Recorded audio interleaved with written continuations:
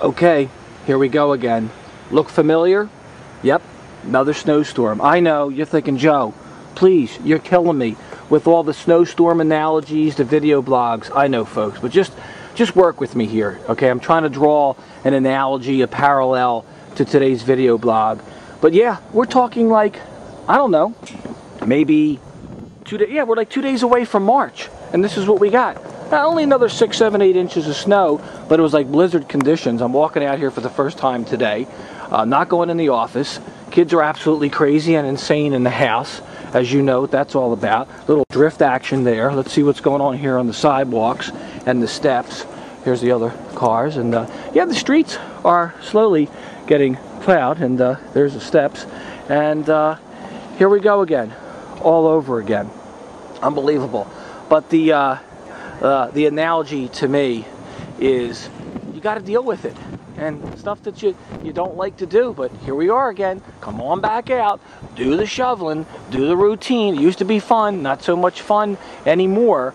But again, let me just repeat that. The analogy here is, so what do we do? What do we do when you got that monotony, when it's like every day, it's getting old, it's getting boring, the same old, same old? Well, I'll tell you what, let's go inside, shoot some hoops. Let's go inside and finish this video. Goodbye, snow. Goodbye. Snow off. Oh, okay. I'm literally just a couple minutes. I just came in here and set up, and let me get rid of these gloves. I'm getting tired of the gloves. You know, folks, I really struggled with today's video blog. I thought, you know, it's cheap and it's easy to go with the snow again, because I know the last 2 video blogs were kind of directly and indirectly about the weather, but I can't resist it. I get up this morning, we're talking like 60-mile-an-hour winds, the snow, it's here, so now it becomes like laborious, and you got to deal with it. But the analogy I want to use is this. I think Thomas Edison said, you know, success is 99% perspiration, 1% inspiration.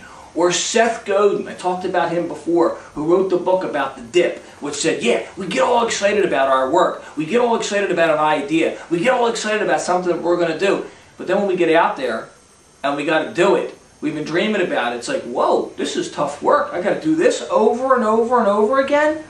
And that's what I bring to you today, to say, first of all, the spring is coming. The summer is coming, especially if you're out here in the on the East Coast. You got to have faith, and you've got to faith looks up, and you've got to believe that. But for me, it's how do you do the day in and the day out? We all have our routines. We all have something I hope that we're aspiring to.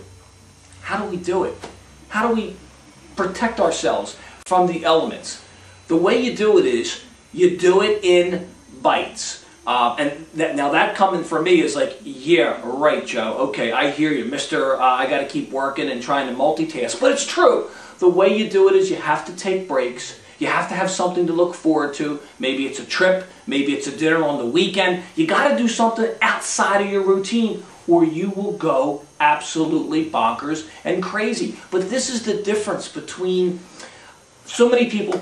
Jim Rohn, who just recently passed away December of 2009. I think he was almost 80 years old. He was like the father of motivation in America, one of the founding fathers of that. I mean, all types of people that you're reading about their books today somehow go back to Jim Rohn.